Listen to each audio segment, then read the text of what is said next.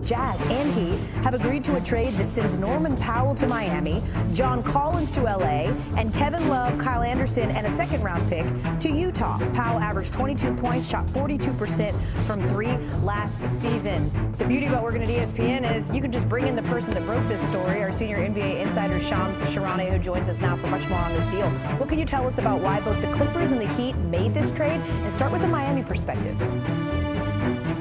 Pat Riley, after all this drama that happened last season, he vowed that there would be roster changes for next season. And what they went out and did is get a major scoring punch in Norman Powell. It's a player, like you said, 22 points a night, 42% from three-point range last season. He was a borderline all-star. And so the Heat want to bring him in and see him fit long-term alongside Tyler Hero and Bam Adebayo. That's a lot of scoring in that backcourt between Hero and Norman Powell. But they really feel like he's going to be a perfect fit. They looked into a few other options at the guard and wing positions, but they settled on Norman Powell. And why this trade was possible for both the Jazz perspective and the Clippers perspective is I'm told the Clippers and Jazz were not going to re-sign both Powell and John Collins respectively to long-term deals. And so the Clippers and Jazz were both able to go get players that they feel will help.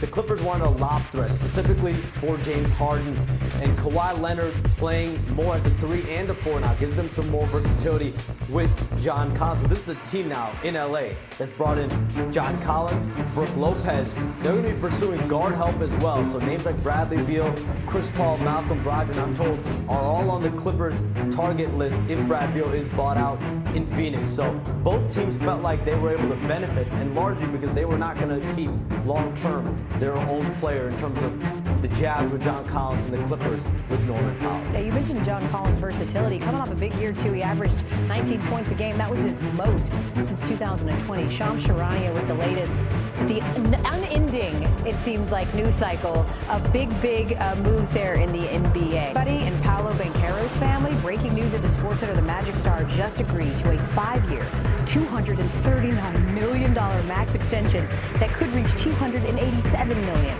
He was the #1 pick in 2022, averaged 26 points and over 7 boards per game last season. Did miss 36 games due to injury, but certainly he is the straw that stirs that drink down in Orlando. Much more in the NBA. In fact, a developing story. The Clippers, Jazz, and Heat have agreed to a trade that sends Norman Powell to Miami, John Collins to LA, Kevin Love, Kyle Anderson, and a second-round pick to Utah.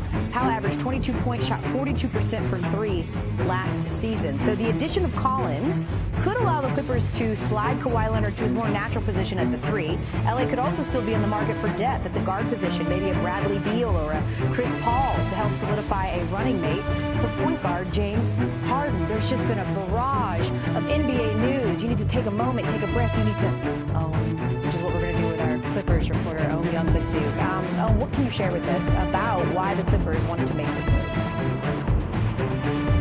Well, certainly Norm Powell played his way into earning a new contract. He was entering last year of his deal. Remember when Kawhi Leonard was out for the first 2+ months? Norm Powell played like an all-star as a starter, averaging 21 points a career year. But the Clippers are looking to get more athletic at power forward. You saw what happened in the first round against Denver. Aaron Gordon kind of had his way. Nikola Jokic as well.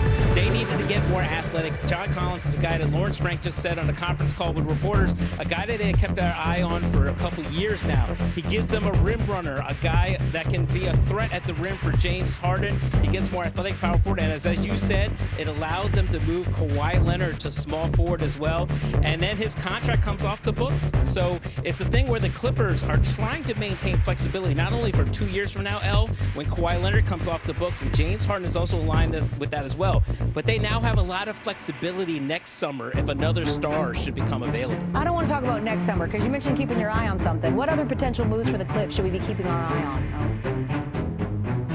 Oh yeah, Lawrence Frank, right before the end of his availability, said, we are not done yet. They have a 5.3 mid-level exception ready to use.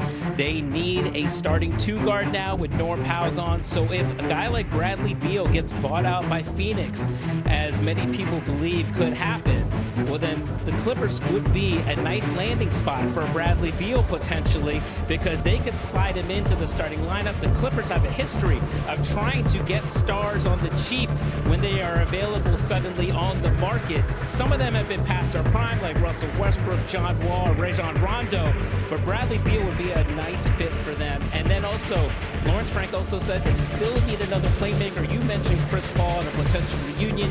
He is out there, but they have a clear need at backup point guard as well for James Harden. Yeah, you mentioned Bradley Beal. Just 17 points per game last season. That was his fewest since 2015, but can still get a bucket for anybody at any time, rather. Young Masuk with the latest around the... Did a three-way trade that sent John Collins to the Clippers, Norman Powell to the Miami Heat, and the Utah Jazz, Kevin Love, who's expected to be bought out, Kyle Anderson, who's expected to stay, and a second-round pick, your favorite, the LA Clippers 2027 second-round pick.